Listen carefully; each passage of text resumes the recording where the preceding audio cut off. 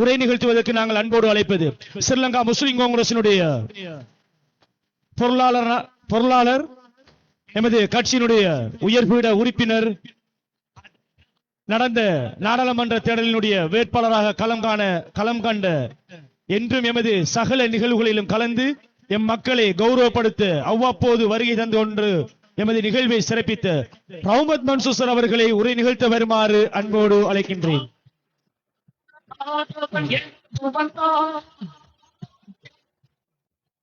பிஸ்மில்லாஹிர் ரஹ்மானிர் ரஹீம்.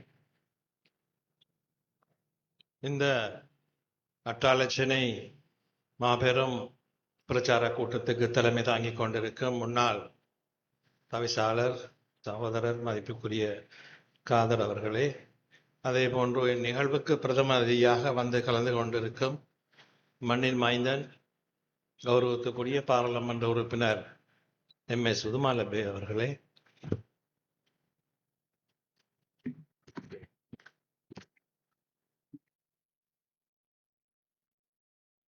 அதே போன்று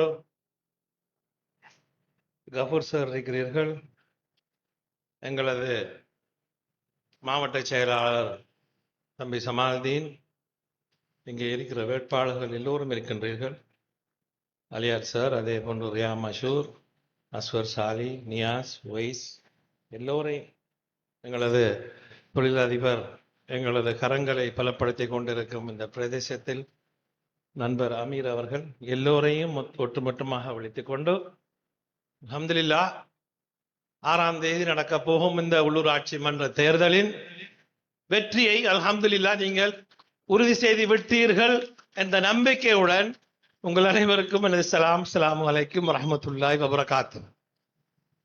நான் இந்த உள்ளூராட்சி மன்ற தேர்தல் சகல மேடைகளிலும் கௌரவ பாராளுமன்ற உறுப்பினருடன் சென்று வருகிறேன். இப்பொழுது அவர் ஒளிவில் நடந்த கூட்டத்தில் இருந்து போட்டு நான் இப்போ வரக்குள்ள ஒரு 4-5 வாகனம் குறுக்க மறுக்க நிப்பாட்டிக்கிட்டு ஒரு கொஞ்சம் பேர் இருட்டுக்க குந்திக்கிறிக்கான.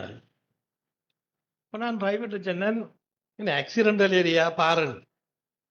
மற்ற பக்கம் திரும்பி பார்த்தா நம்மளோட முன்னாள் தவிசாளர் நம்மளோட அன்சில் சேர்மனும் கொஞ்சம் பேர் ஆக்களும் இருந்துக்கிட்டு அந்த பரிதாபத்தை செல்ல முஸ்லிம் காங்கிரசுக்கு அநியாயம் செஞ்சா இதான் நிலம். சரியா? இந்த மண் அவர்களை தவிசாளராக்கி அங்கீகாரம் கொடுத்து, அரசியல் அங்கீகாரம் கொடுத்து, உயர்வீடு அங்கீகாரம் கொடுத்து, இந்த மண்ணில் நடந்த மகநாட்டுக்கு பொறுப்பாக கொடுத்து பலவிதமான விதத்திலும் அலங்கரித்த மண். அதற்கு முக்கியமான காரணம் நமது தலைமை மதிப்புக்குரிய ரவுஃப் ஹக்கீம் சார் அவர்களின் மிகவும் நம்பிக்கையாக இருந்த பொழுது அவருக்கு கொடுக்கப்பட்ட அந்த வரங்களை நேற்று நான் கேள்விப்பட்டேன். அவர் கூறியதாக தலைவர் ரவுஃப் ஹக்கீம் இருக்கும் வரை அவர் முஸ்லிம் காங்கிரசுக்கு வர மாட்டார் என்று. பாப்பா, அவர் முஸ்லிம் காங்கிரசுக்கு தேவையில்லை. இந்த கட்சியில் இந்த அனைத்து துரோகிகளையும் நாங்கள் இனங்கண்டு துரத்தி விட்டோம்.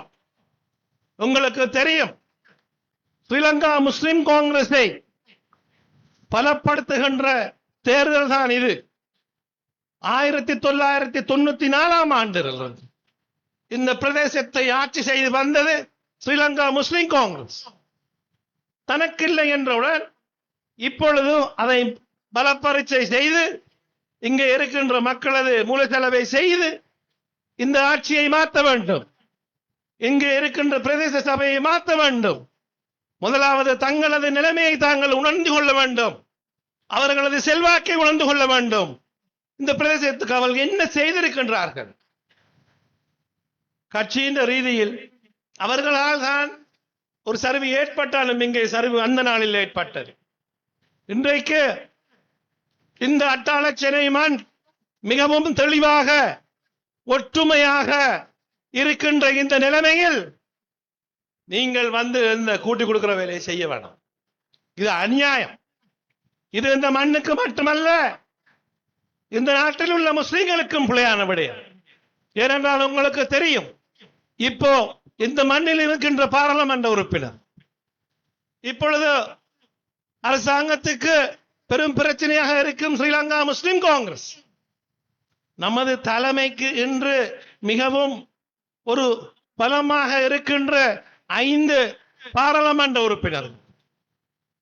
அப்படி என்றால் முந்திருந்த பாராளுமன்ற உறுப்பினர்களே உங்களுக்கு தெரியும், பட்ஜெட் டைம் வந்தா போல தேடையில அவர் என்ன தாங்க கூப்பிடுறோமா போய் தேடிட்டு வாங்கண்டா இருப்பான்ல உள்ளுக்கு ஒருத்தரும் கதை துறக்க மாட்டோம்.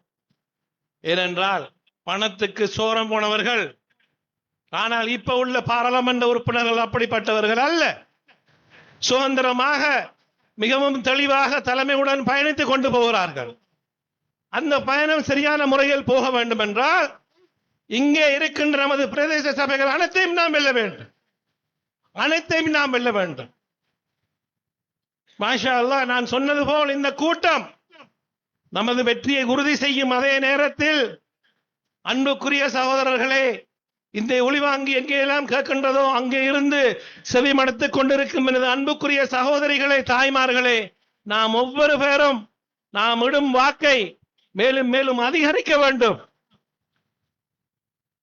நமக்கு 26,000 வாக்குண்டா அதே மாதிரி 22,000 வாக்குகள் மாதிரித்தான் வரும். வெளிநாட்டுக்கு போனாக்கள் எல்லாம் தவிர்ந்து இதர வாக்குகள் எப்படி போனாலும் 199% வாக்குகள் இந்த மரத்துக்கு இன்ஷா அல்லாஹ் விட வேண்டும். அல்லாஹ் அதற்கு இன்ஷா அல்லாஹ் நிச்சயமாக 6ஆம் தேதி நான் நினைக்கின்றேன் பின்னேரம் இஷா நேரத்தில் ஸ்ரீலங்கா முஸ்லிம் காங்கிரஸ் அதிகமான வாக்குகள் மூலம் அட்டாளச்சனை பிரதேச சபையை கைப்பற்றி விட்டது என்ற நல்ல செய்தி நமக்கு கிடைக்க வேண்டும். அங்கே இருக்கின்ற பாராளுமன்ற உறுப்பினர்களும் நமது தலைமையும் அங்கே இருக்கின்ற சவால்களுக்கு ஒழுங்காக நாங்கள் முகம் கொடுக்க வேண்டுமானால் இங்கே இருக்கிற பிரதேச சபைகள் உஷாராக இருக்க வேண்டும். இங்கே இருக்கின்ற ஒவ்வொரு போராளியும் உஷாராக இருக்க வேண்டும். ஒவ்வொரு வாக்காளனும் உஷாராக இருக்க வேண்டும். நாம் நம்மை ஆள வேண்டுமா அல்லது வேற யாரையும் வைத்து நம்ம ஆள வைக்க வேண்டுமா என்ற கேள்விக்குரிய பதில் தான் இது. ஜனாதிபதி தேர்தல் உங்களுக்கு என்ன நடந்தது என்று தெரியும்.